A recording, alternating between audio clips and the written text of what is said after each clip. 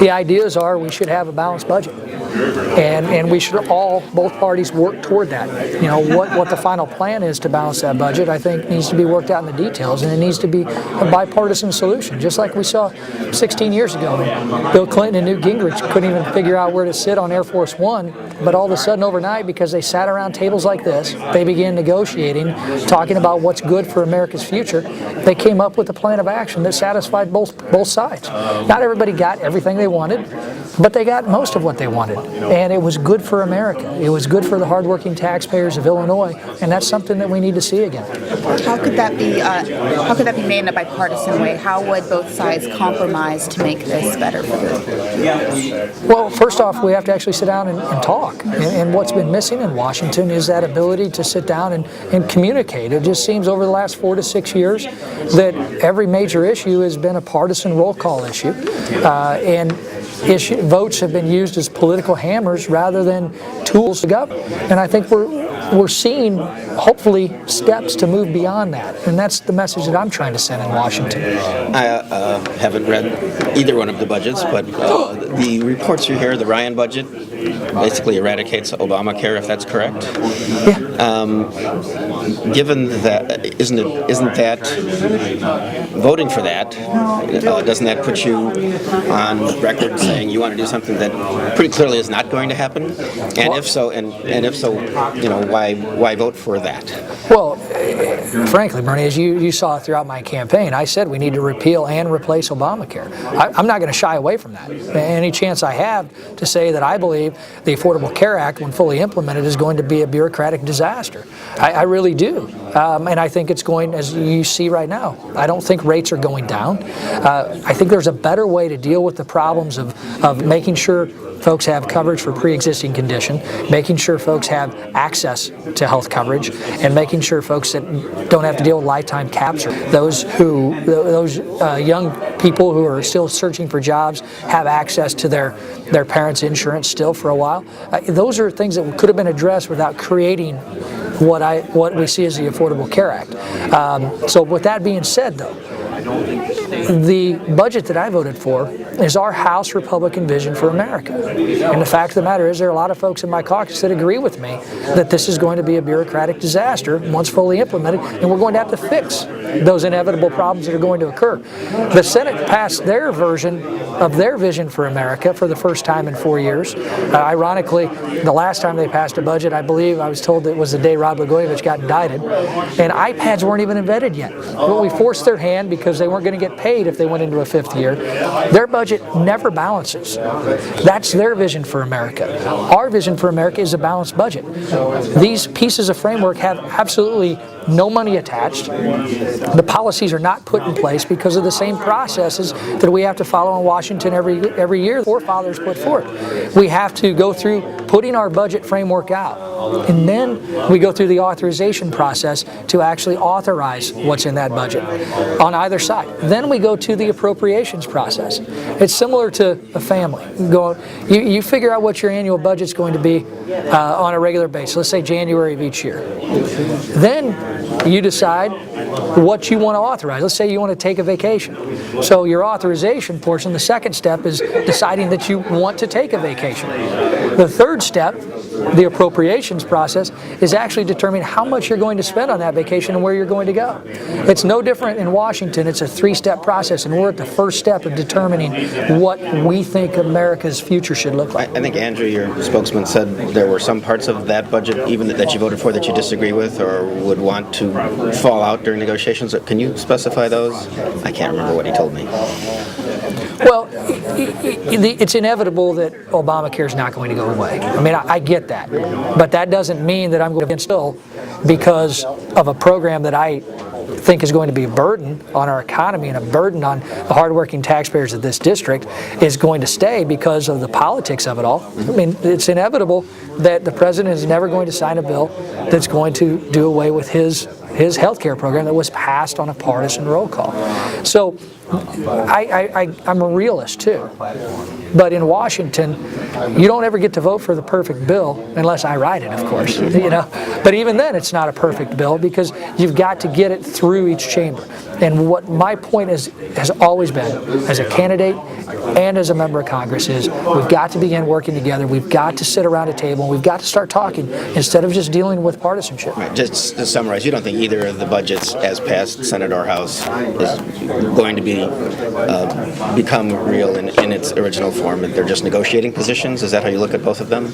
Well, absolutely. I'm not a history professor, and one may prove me wrong, but I don't think any budget that's ever been forth and passed in our nation's history by either side has ever passed fully intact, albeit maybe for the first one. Okay. On the airport towers, I think you just said the FAA should, what did you say, $500 million in consultants or something? What should they be doing instead of closing these airport towers? They should make sure that their travel fleet is grounded. They need to cut back on what they do as an agency.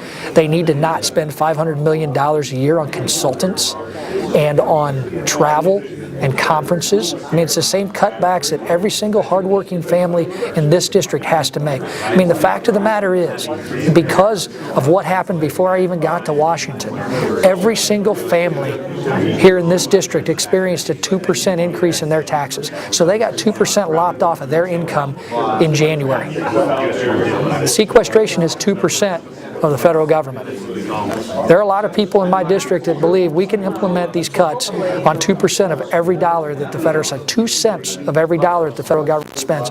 We ought to be able to implement this in a way that doesn't cause so much direct pain to everyday citizens. I mean, think about going on vacation to Washington. I mean, there are people that have planned their trips for years and save up the money to go, and the president closes the White House. I mean, that just doesn't make sense to me.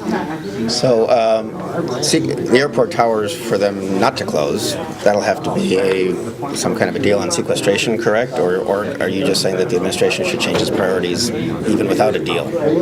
Absolutely. The administration needs to change its priorities. That's why you are an administration. That's why you're the executive branch. Be an executive. Okay.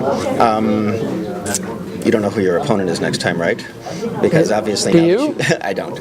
I've only seen some names, but you saw the same ones because I haven't. Are you running? Well, no, sir. Okay. I'm running away. Are you running? Again, the different... You say that they wrapped Ryan's budget around your neck last time, but this time you voted for it. So isn't that... I heard this morning, but doesn't that mean that they can just write the ads off of anything in that budget? And how do you deal with that?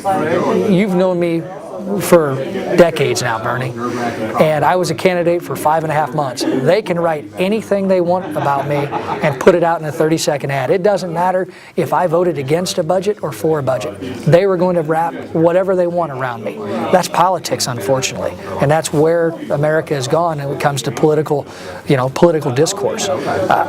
I think I can stand up and talk to the hardworking taxpayers of this district and tell them I voted for the only budget that balances. I think most families here balance their own budgets, and they would appreciate Congress balancing theirs. I ran for office. As you know from our first meeting, you said, "Why are you running?"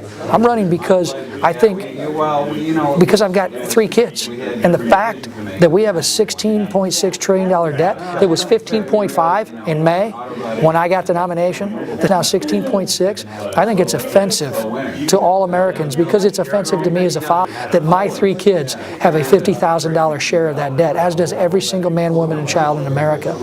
And the fact is, it's been going up even though I've been elected. And it frustrates me every day that I haven't been able to address that long-term debt issue, because at some point, the debt's going to get too high for our GDP, and America is going to be in a world of hurt if we ever get to that day. And we need some people in Washington that are willing to make tough decisions, that are going to be able to say, our goal is to balance that budget and get back to realistic spending. Are you able to identify the son that said you're wrong for America? You don't have to. That's fine. Griffin or poor Clark. They're identical. Right, that's right. I don't remember. Okay. I did want to ask, and I talked to you just briefly about it when you were at the Lincoln Day dinner, but the shock probe, have you heard anything else about that? Nope.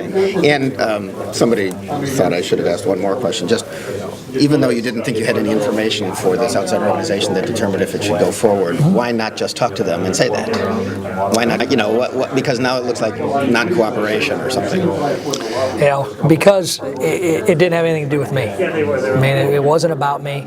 The organization was not a House committee. I'd be happy to talk to the House committee if they ask. This is an outside arm that does these things, and the fact of the matter is, just because you don't voluntarily talk to somebody, they label you, me along with others that were in that same report. But if you read that report, you can clearly see that, I wasn't privy to any alleged violation at all, and this is not about me at all. And I have not heard from anybody since the reports came out. Okay. You worked closely with Pat Brady when you were exec director of the party for a year, or acting exec director, I guess. Don't know who he is. Your thoughts on what the party should do with him given his change? And there's obviously some discussion if same-sex marriage is the only reason that he's been challenged as far as his leadership. But what do you think should happen, and should he fill out his term? And if so, why? And if not, why not? Pat's been a great friend for years, and he personally came out in support of an issue that has grabbed headlines. I hope Pat's able to finish his term. I think he's done a good job of bringing the party together during the election year. We had some disappointments last year, but we also had some victories, my election included, that we need to move the party forward instead of fighting over who's going to run the party. But the fact of the matter is, you look here in Springfield, we've got a disaster in Springfield of epic proportions when it comes to the fiscal issues of this state. They've raised taxes 67% and not reduced spending, so that we still have a backlog of bills. We still have the same problems. And unfortunately, what's happened is we're sitting here talking about Pat Brady and the chairmanship of a party that many in the media think is irrelevant in Illinois anyway.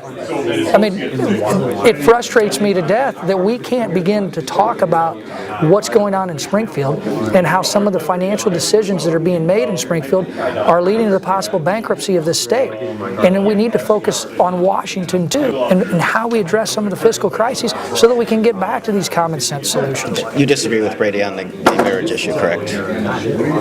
Yeah, I disagree with Brady on the gay marriage issue. Yeah.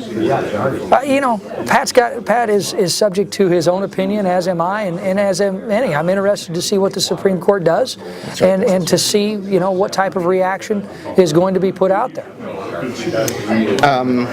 This insurance exchange, you as a member of Congress, not in leadership, have to go on the same exchange as every other citizen that doesn't have insurance, or what? As you, when the SJR drops their insurance plan, to make you do it too. I'm on the wife's insurance, but anyway. It's the same one as Terry Martin when they dropped that insurance plan, that gold-plated plan over at the Illinois Channel. I got to go on the exchange. And as somebody who deals with many of the same decisions that every family that has experienced cancer and in their family has to deal with, it scares me a bit. I'll be honest with you, and I'm interested to find out, is my wife going to have access to the same doctors that she's been treated by for the past 14 years?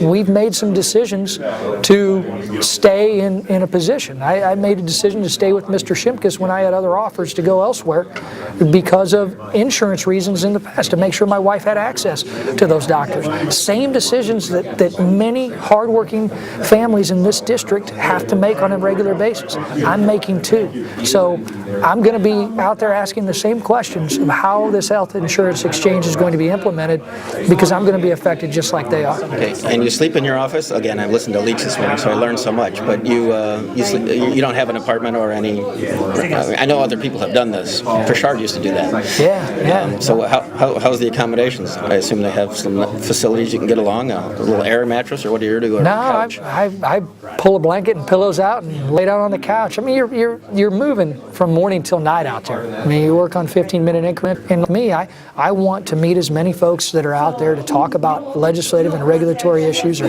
constituent service issues that I can. And I'll usually roll back to my office, 10, 11 at night after, doing our last few meetings, and go to bed. Wake up the next morning and go down to the shower facilities and gym facilities and shuffle by Paul Ryan and Aaron Schock as they're doing P90X and make sure they don't guilt me into it. I go do the old man workout in the gym. Earlier you said Springfield was in more of a disaster than D.C. Was that politically, financially, and where did that opinion come from? It came from me in both. Yeah, absolutely. Why do you think that is? Oh, look at Springfield. I mean, look at the fact that the only solution is to raise revenue. They raised it 67%, and they raised the corporate income tax too. And the fact of the matter is, they haven't cut spending. They haven't cut back on what they're doing. They want to give everything to everyone, and we still have a backlog of bills that they were supposed to pay. We still have increases in spending. And what's their choice? The same people that are in leadership here in Springfield are the same ones that put us in this pension mess. And now they want to balance it on the backs of the civil servants here in Illinois. It's offensive. And I know you're going to be very busy in 2014, but do you have a favorite for governor yet? No. Thanks for coming around, and you're enjoying yourself. Oh, man, can't you guys tell I'm having a ball? This is fun. I mean, if you can't, nice meeting you. If you can't have fun with this, then they shouldn't be here. If you guys get a bunch of whiny politicians answering your questions, come see me.